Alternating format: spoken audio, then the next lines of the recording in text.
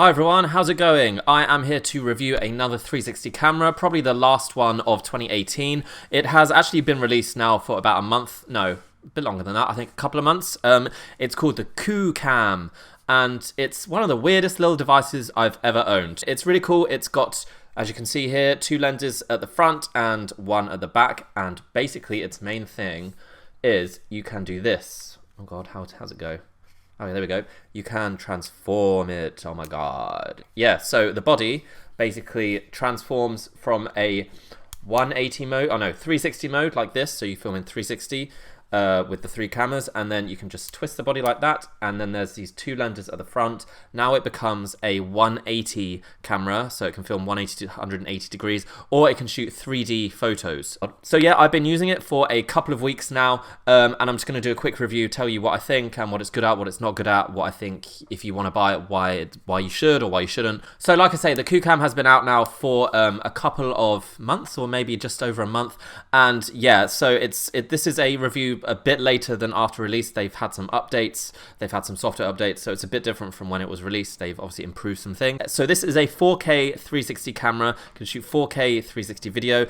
Like I said, it can also shoot 180 degree video like this in this little mode, and it can shoot 3D. So it's one of the more versatile cameras, versatile 360 cameras. There's only one other one, I think the Rilo can shoot 180 degree video, but it uses just one lens, so it's not really as good.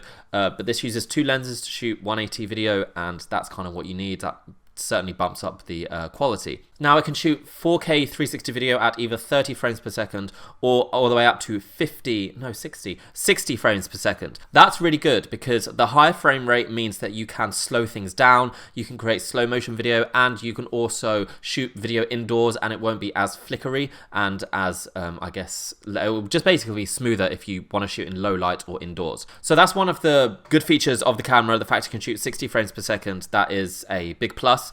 However, 4K resolution, while it used to be good, it used to be acceptable, I think that it's kind of on the low side now. I mean, there are there's like 4 or 5 360 cameras that can shoot in 5K, like quite high, like 5.7 or 8K resolution, and that is kind of the new standard, especially if you want to view on a VR headset. I would say that this is much better suited for shooting if you want to display your videos on mobile, if you wanted to display it on Instagram and Facebook and even YouTube. I mean, most people watch YouTube on a mobile these days. Yeah, it's definitely more suited for mobile viewing because the resolution isn't as high. However, saying that, the video quality does look good. Even in 4K, it's not just about resolution, it's also about optics, how good the lenses are, and I find the lenses in this thing to be quite good, even though it's not as high resolution, it's not bad optics either, so captures light very well and color and detail. I would not put it as high as, for example, the Ricoh Theta V, which I think is the best 4K 360 camera right now.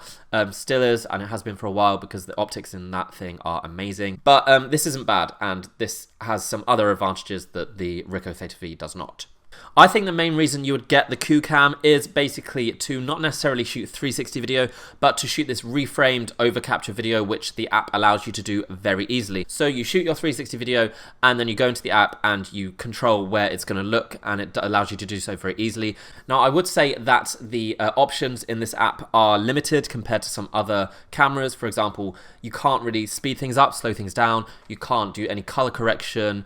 There are certainly less options. It is quite basic, as in you just point at one thing and that's where it's going to look, and point at another thing, then it will pan to that. You can also adjust the horizon and zoom in, but that's about it. Like, this is a fairly new camera, and they will no doubt update the app in the future and add some more stuff. I mean, that's what all the other companies did. They all started off with very basic apps and added as it went along. So the fact that this is fairly new and it's still got a very good app, it's never crashed on me, it works really easily, it stitches a video and renders it quite quickly.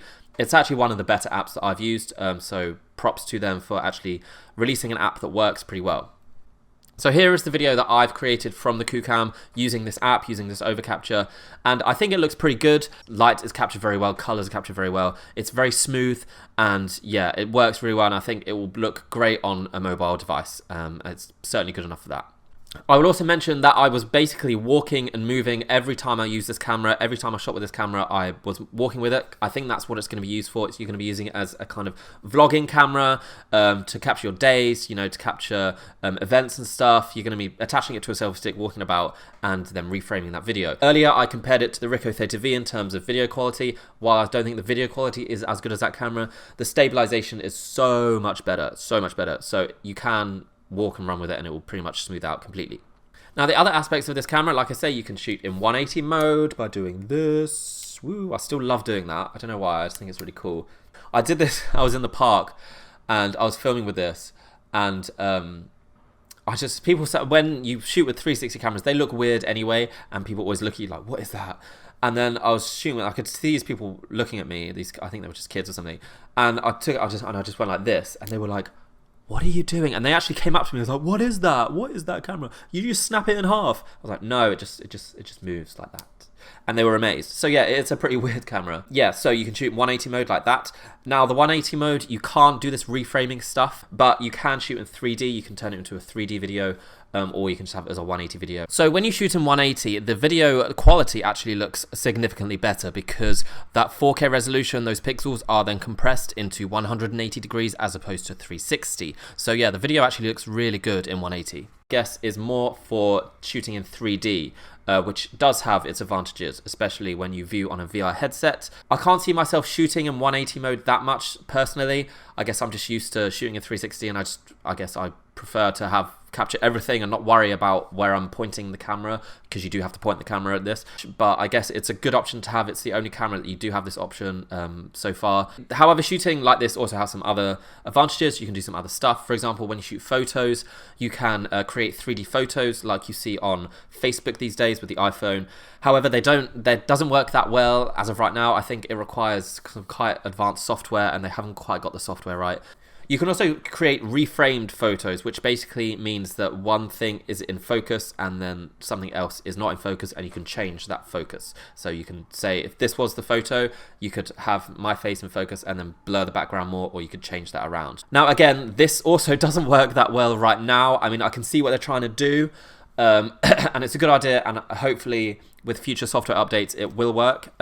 Sometimes it's nearly there if you're if you've got good light and you have an object that's the correct distance away, you can create these focused photos that do kind of work.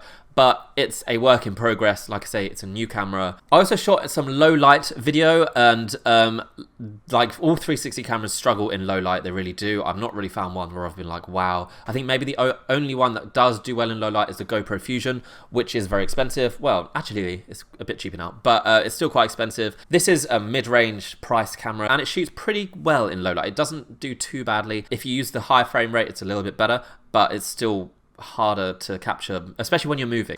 If you keep the camera still, it actually works really well in low light, and it captures colors and details still reasonably well. But like all 360 cameras, this works best when there is lots of light in the sky and you're outside, and it can look very good and will look very bright and detailed and colorful. It's a shame that you can't color correct in the app, like I say, because it could do with a little bit more saturation, could do with a little bit of color balance. It's not got that perfect right, and it will just be very easy to be able to do that in the app rather than put it on a computer and have to do it there or use another app or whatever. Yeah, so hopefully that will get added in the future, but straight from the go, the video looks pretty good, and like I say, it will look good, especially when viewed on a mobile device. So that's pretty much all I've got to say about the QooCam. This has been a reasonably quick review. I know I've not covered everything in super detail, but I'm trying to not do that too much because I think I go on a bit too, just talk too much, don't I? So my summary basically of the QooCam is that it's a good camera, and some people will be like really find it useful, and especially if you're into 180 video. So yeah, the innovation I'm really impressed with, and the video quality is good. It's not amazing, it's not the best, but it's good. The stabilization is also good. Everything about this camera is good, but not perfect, and nothing really industry leading. I have not struggled with it at all. It's just worked straight away. No issues with the software, no issues with the app or the camera. And that's a breath of fresh air, trust me, because most of these cameras barely work when they first release. Like I said, I would recommend this camera for like vlogging, for you take it on holiday, for some slight actiony stuff maybe. The stabilization is good. It will work well when you're moving with it and on a bike or something, but not much more. It's got some things that no other 360 camera has, so if you are attracted to those features that I've shown you, and you think the video looks good, then check this out. There's also a discount on right now, so check my link and you can get a discount for this camera, make it a little bit cheaper. So that's the QooCam, another weird name for a 360 camera. So let me know what you think of this camera. Does it look good to you? Are you sold on the 180 and 360 mode? Still can't stop doing this. Makes a satisfying noise, listen. Ooh. If you have any questions about this camera, feel free to let me know. I will shoot some more video with it and test it further in the coming weeks. But yeah, until next time, I hope this has been useful, and I'll see you around. Bye. One more time. Ooh, yeah.